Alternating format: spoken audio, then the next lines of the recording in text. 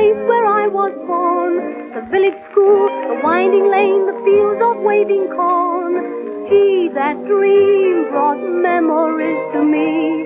My childhood days, in fancy I could see. When the sun had gone to rest and I was tired of play, Dad would put me on his back and then to me he'd say, up The Spirit of the House. to Bedfordshire, heading for the land of dreams. When By I Michael look Robson. back to those happy childhood days, like yesterday it seems.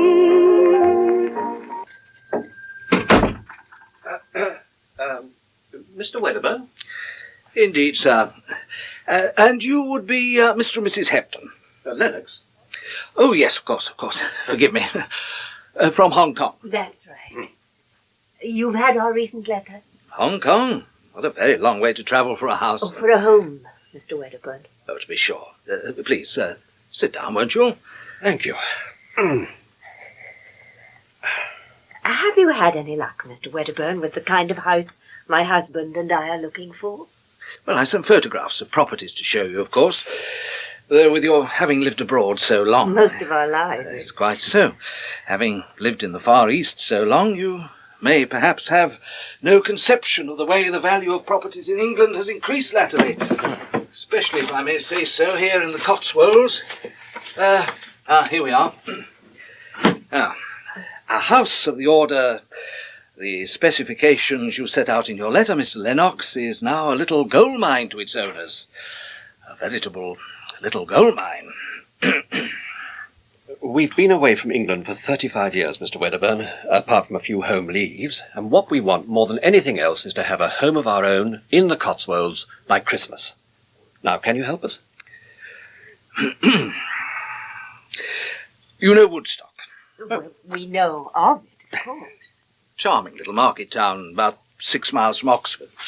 A couple of interesting properties there. You see, this one? Uh-huh. Queen Anne House in the main street.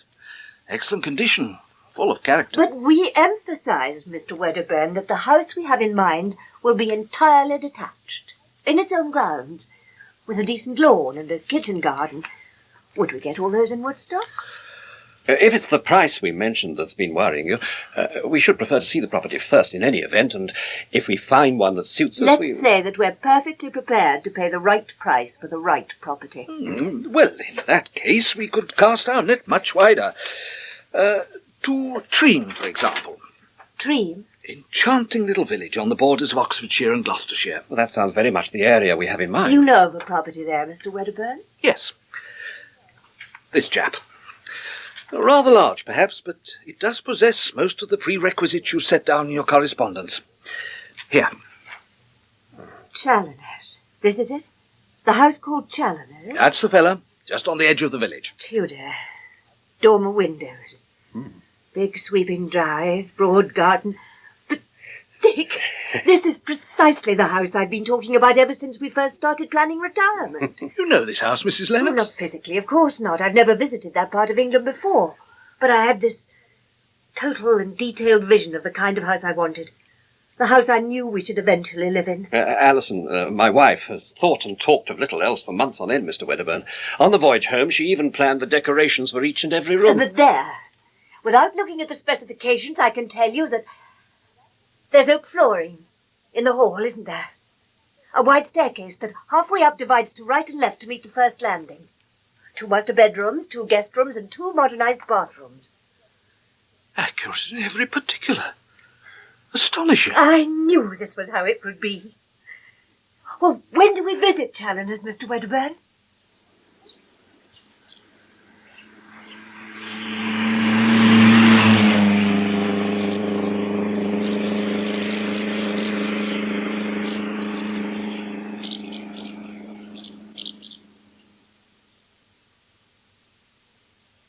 So, as you see, Challoner's really is quite a considerable property. Yes. It's, well, rather more, I should have thought, than the 2 of you might reasonably require. It's perfect. Down to the last detail, it's perfect. And exactly as I'd imagined it. Why are the present owners wanting to sell? Colonel Maitland's the owner.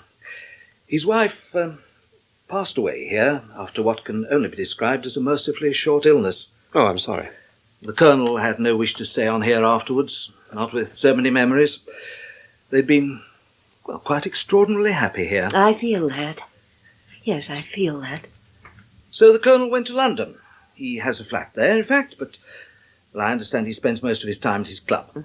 And the furniture? All this furniture and the paintings, the carpets, the fixtures and fittings? What does Colonel Maitland intend to do with them? He would wish, that whoever bought the property might also buy its contents as well. Of course, they may not be entirely to everyone's liking. I like them enormously, don't we, Dick? Well, Like them enormously? In perfect harmony with the spirit of the house. they're charming. Quite charming. But presumably your own furniture will be in storage now, against your eventual purchase of a house. Everything we had, we left in Hong Kong. Everything. Well, except for our toothbrushes, of course, and the clothes we stand up in. Wasn't that perhaps We'll rather... clean break with the past. That's what we decided on, Mr. Wedderburn. An end to our old life in the East, and a new beginning to our life in England. Shorn of all mementos, all associations. What's Colonel Maitland asking for the house and grounds alone? As I warned you earlier, once we enter the area of a property like Challoner's, we are talking of quite a considerable figure.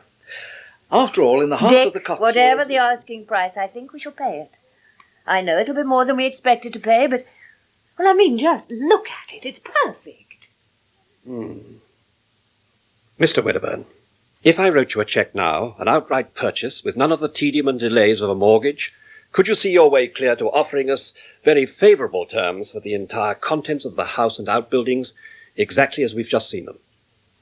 Mr. Lennox, I am perfectly certain we can come to an agreement acceptable to all parties.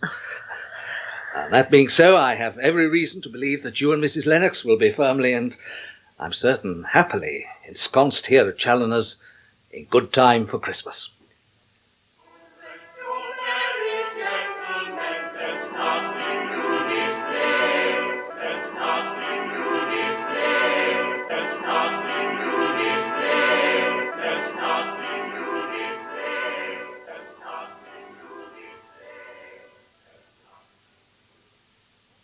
Doesn't it look marvellous?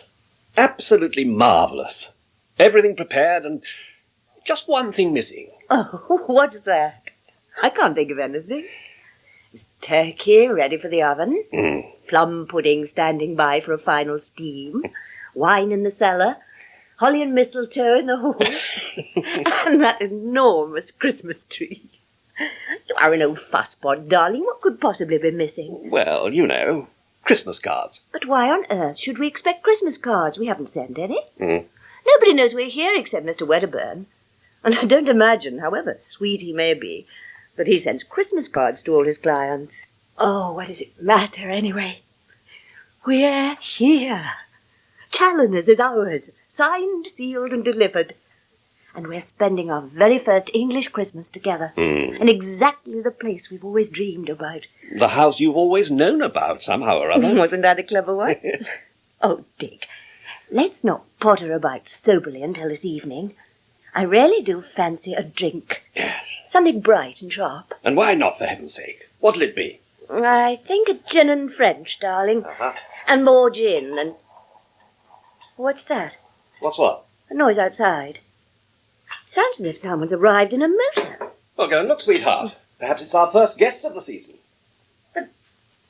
But where is it? Well, if it really is visitors, they'll have drawn up outside the front door, won't they? Here's your drink. Dick, God, we're here. there's no car anywhere. Nightmare. What? Are you going to give me a hand with this luggage or not? Why the hell should I? You're supposed to be the Well, that's strong odd. man I of can the hear the act. voices, but I did can't the see bloody anyone. driving, didn't I? So you can do some bloody lifting. Oh, it's uncanny. What's that? Oh, this is mad. Someone's opened the front door. Is it my fault you have a hangover? Is it my fault you stayed on at that ridiculous party last night instead of coming on There's your own voices. plan? They're in the hall. You were the one who fancied having a ball at Douglas's, not me. Where are you going? I'm going upstairs. I'm going upstairs to wash and change, and I hope when I come down you'll be in a better mood. If you recall, darling, it was you who bickered all the way down from London. The way you were driving, any normal person would have gone really mad. Give me a break, will you, Daphne? We're here for 5 days, so let's just try to get up on the right foot for once in a while. He's in the other room, the study. I'm going out there. Sort it out. No. Wait a minute. There might be danger. I hope you aren't starting on the booze already. You downed enough last night to sink a battleship. While you were taking enough aboard to float a bloody aircraft carrier. George. When you weren't creeping into the kitchen for a fumble and a grunt with Douglas. My God, what about you and that little bitch Moira? Couldn't keep your hands on her the entire The evening. difference between Douglas and Moira, my pet, was that while Moira was sober and affectionate, He's Douglas pouring a was drink. drunk and as He's in the ragged study as a pouring himself a drink in our house. If you do nothing else, you might at least run me a bath. Well, I've had enough of this. Come on. Oh, be careful. Be careful. Oh. My God. What is going on in this house? There's no one here. But there must have been. He made a drink. He made himself a drink. We heard the siphon going. We don't have a soda siphon. We don't keep the drinks in here. Well, perhaps he's gone upstairs. But we didn't see him coming out of here, did we? Dick, two people, two foul-mouthed, disgusting people are in our house. You'll have to find them and get rid of them, even if it means bringing in the police. Oh, for God's sake, if we can't see them, how are we supposed to throw them out?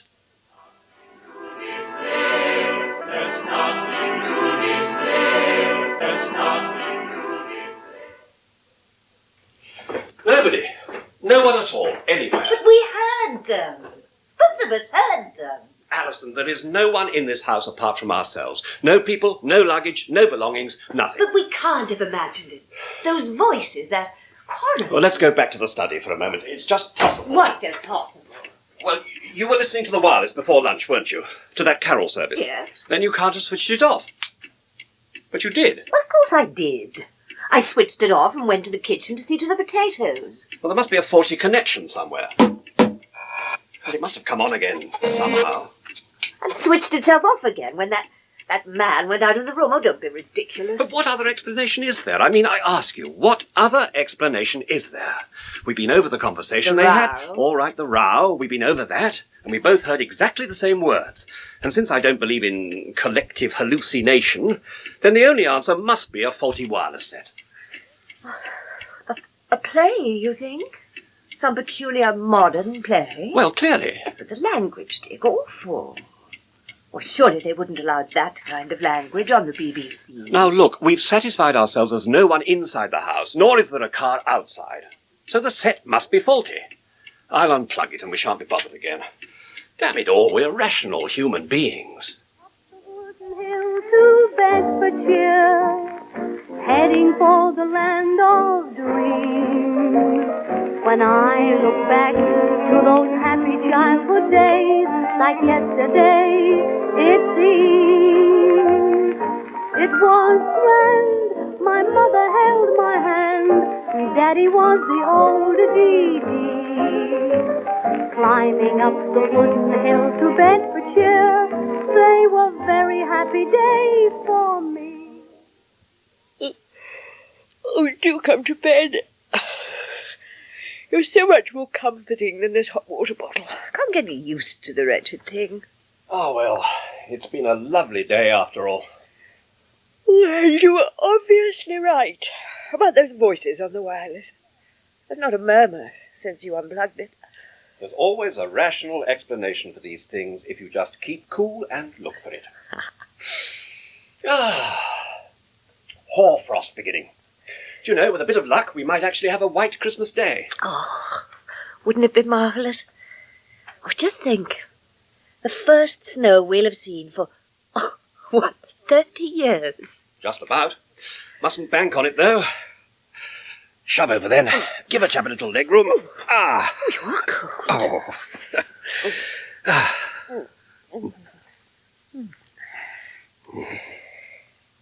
I suppose you wouldn't care to tell me what you've got me for Christmas? I certainly would not.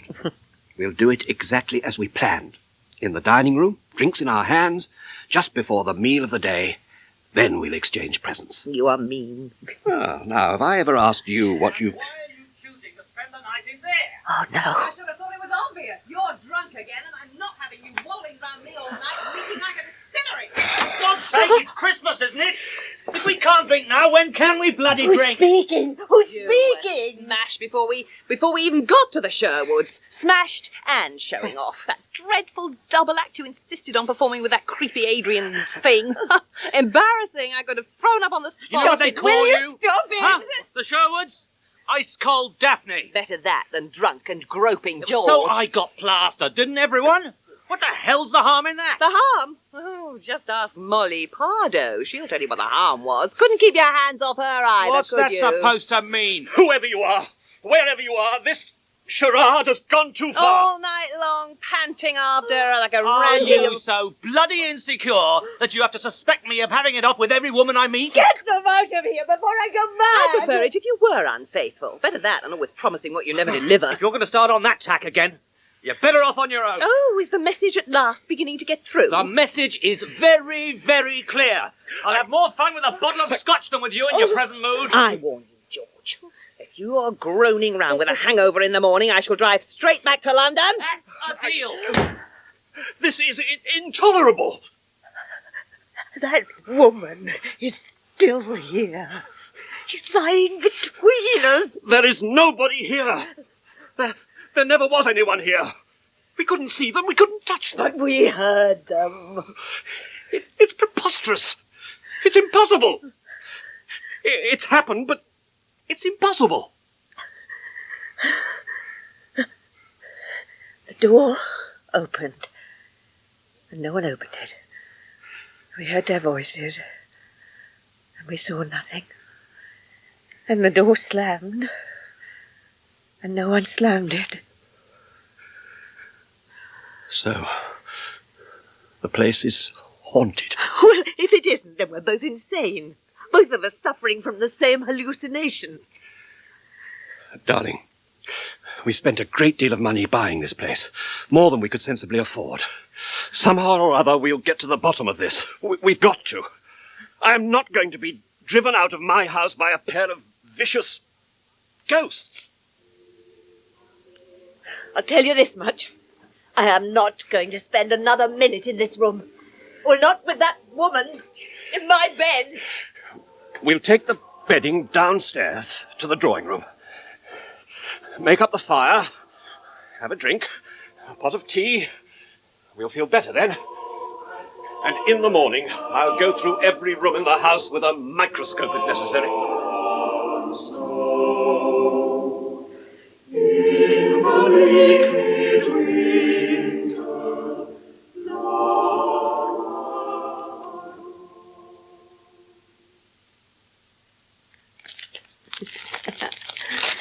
Lovely paper, darling.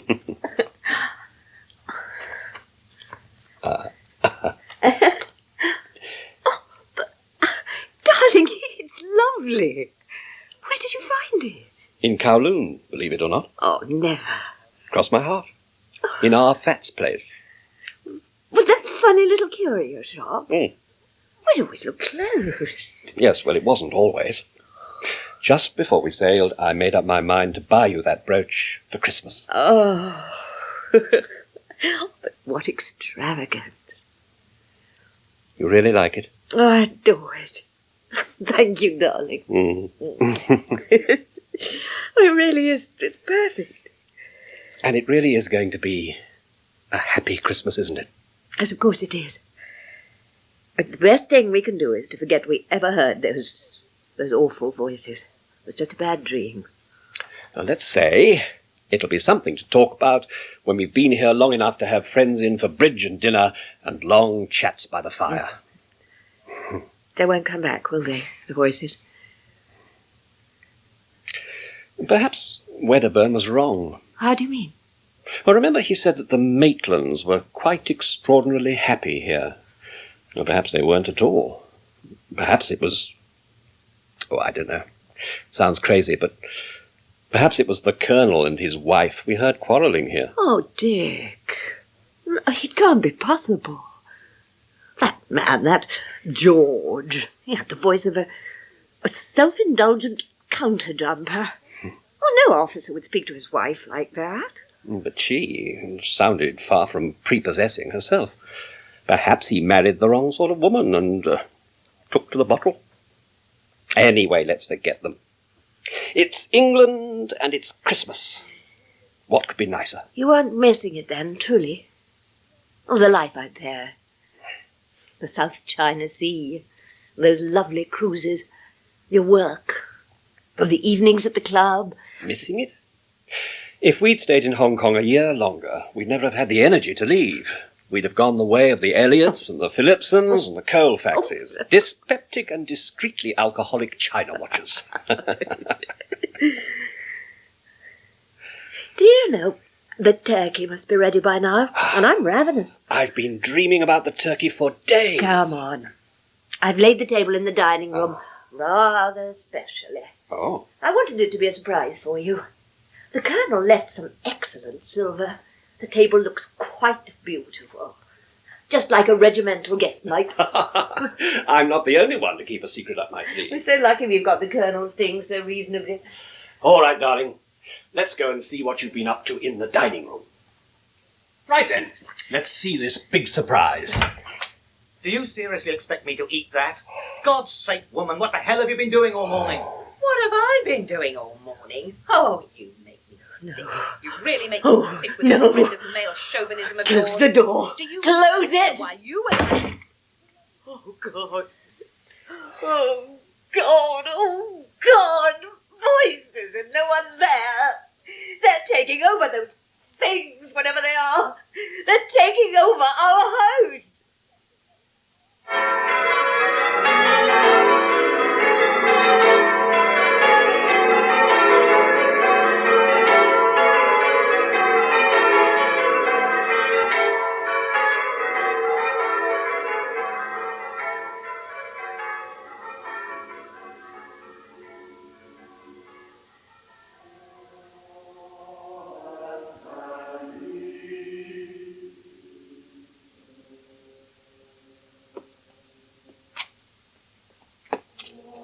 Is there someone there?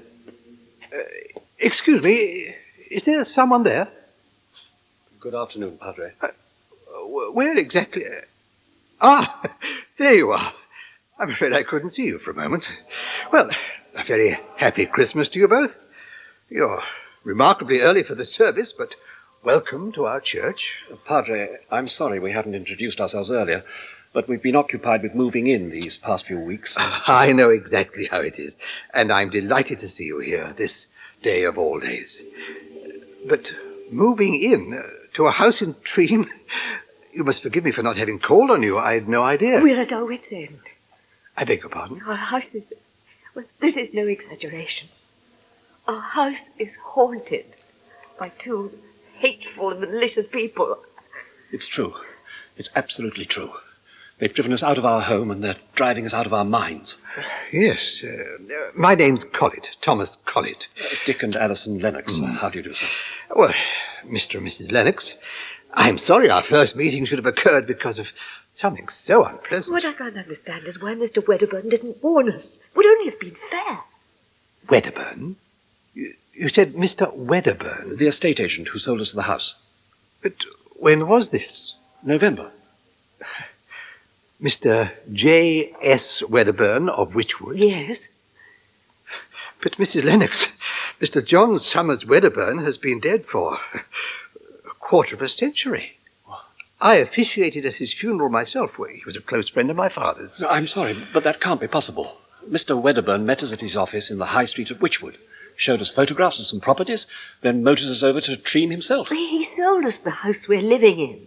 We have the title deeds to prove it. That office that your husband mentioned in the High Street of Wychwood has been part of a supermarket for almost 10 years. What on earth is a supermarket? It's probably something they've introduced while we were abroad, darling. Something like an emporium, perhaps. Whereabouts in Treem is the house you bought? Challoner's. Challoner's? And when did you move in? 3 weeks ago. To the day. I see. These ghosts that have distressed you so much, could you describe them? Well, not their physical appearance, no, because we never see them. But we hear them. In the room with us. Vindictive and coarse and utterly degrading. The absurd thing is they have such ordinary, such reassuring names. George and Daphne. George and Daphne. You're certain of that? Absolutely. Mr. Collett, we've been subjected to 3 of these visitations. These dreadful people are called George and Daphne. There can be no doubt about it. In the name of the Father, and the Son, and the Holy Ghost. Amen. My children, my very dear children, in your fear, in your terror, you came to this church seeking God's comfort. You did right. You did well. Because you're going to need God's comfort and reassurance more than you can possibly know. I'm relieved to know you're taking us seriously. How can I do otherwise when yours is quite the most devastating and appalling predicament I've ever encountered in my years in the ministry? Let me deal plainly with you. George and Daphne Evans bought Challoner's 6 years ago as a weekend and holiday retreat from London. They are living there now. Oh, no, Padre, my wife and I... It's not, I'm afraid, the happiest of marriages, but they are living there. Padre, I'm afraid you... I saw them myself going up the drive in their new car not a couple of hours ago. We bought the house from Colonel Maitland through Mr. Wedderburn in November. November of what year, oh, my dear Lord? Give me your wisdom. Collett, what's the matter with you? Well, how do I say it? How in the name of gentle Jesus do I tell you? It's not George and Daphne who are ghosts at Challoner's, but you two.